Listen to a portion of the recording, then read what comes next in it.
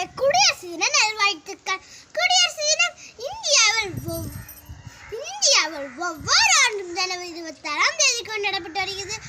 1950ஆம் ஆண்டு முதல் இன்று வரை கொண்டாடப்பட்டு வருகிறது.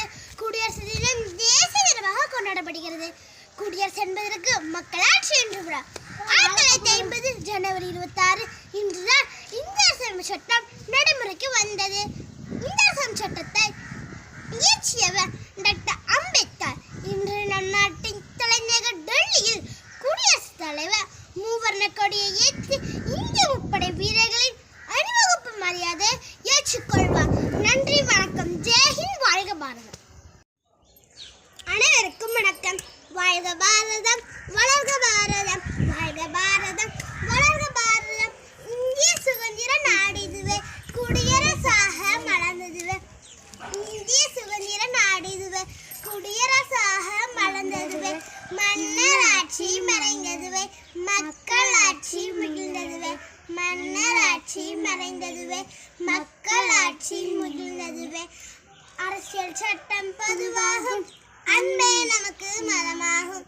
அரசியல் சட்டம் பொதுவாகும், அன்பே நமக்கு மதமாகும். வேற்றுமை மறந்து ஒன்றாய ஒற்றுமை நமது அரணாகும். வேற்றுமை மறந்து ஒன்றாய ஒற்றுமை நமது அரணாகும். அன்னை மணிக்கடி ஏற்றுவோம், தாய் திருநாட்டை போற்றுவோம். அன்னை மணிக்கடி ஏற்றுவோம், தாய் திருநாட்டை போற்றுவோம்.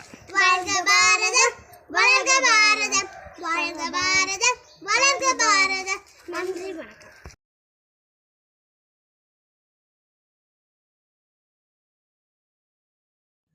அனைவருக்கும் வணக்கம். நான் தான் டாக்டர் அம்பேத்கர். இந்திய அரசமைப்பின் தந்தை. விடுதலை இந்தியாவில் முதல் சட்ட அமைச்சராகவும் வரைக்குழுவின் தலைவராகவும் இருந்தேன்.